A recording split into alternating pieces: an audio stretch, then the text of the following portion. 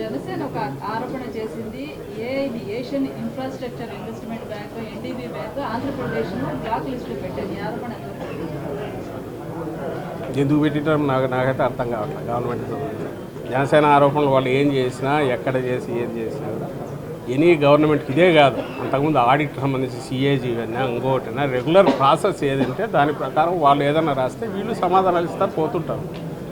ఇప్పుడు ఇందులో గమనించాల్సింది ఏంటంటే చంద్రబాబు చేసిపోయిన అప్పులు మా మీద పడేసినవి, కోవిడ్ తర్వాత వచ్చిన దాంతో ఉన్న సిచ్యువేషన్ మీద ఆ తరువాత ఇంత బరువు మోస్తూ ఈ ప్రభుత్వం సంక్షేమం కావచ్చు, అభివృద్ధి కావచ్చు, స్టేట్కు కంప్లీట్ ఒక ట్రాన్స్ఫార్మ్ చేస్తున్న నేపథ్యంలో ఖచ్చితంగా బరువు ఉంది.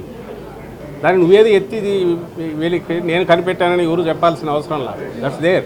బట్ ఇంత ఇది ఉన్నా కూడా despite all this Jaganmohan Reddy గారు తలపెట్టిన యజ్ఞం ఏది ఉందో అది కంప్లీట్ చేస్తున్నారు. అది అబ్జర్వ్ చేయమని చెప్తున్నారు. అది చూడండి, అది గమనించండి. ఎవరు దాచిపెట్టుకోవడానికి ఏముంది అక్కడ? ఇది అన్ని ప్రతిదీ ట్రాన్స్పరెంటే. ఒకవేళ అక్కడ నుంచి ఏదైనా క్వశ్చన్స్ వస్తే రాస్తారు, సెంటర్ నుంచి కావచ్చు, ఇంకోటి కావచ్చు, ఏదైనా సరే దాన్ని డీల్ చేసే పద్ధతిలో చేస్తారు. సిటిజన్స్ ఫర్ డెమోక్రసీ వాళ్ళు ఇంకొక అంశం కూడా లేవట్లేదు. జగనన్నే రాష్ట్రానికి ఎందుకు కావాలనే కార్యక్రమం ప్రభుత్వ కార్యక్రమంగా ఎలా నిర్వహిస్తారు, పార్టీకి ప్రభుత్వానికి మధ్య రేఖను చెరిపేస్తున్నారు అని ఎలక్షన్ కమిషన్ కూడా ఫిర్యాదు చేశారు సార్. అదే నేను దాని గురించి చెప్తున్నా. స్టేట్లో జరిగిన డెవలప్మెంట్ గురించి, ఎకనామిక్ ఇండికేటర్స్ గురించి మొత్తం వివరాలన్నీ ఇచ్చి ఇంటింటికి తీసుకెళ్తుంది.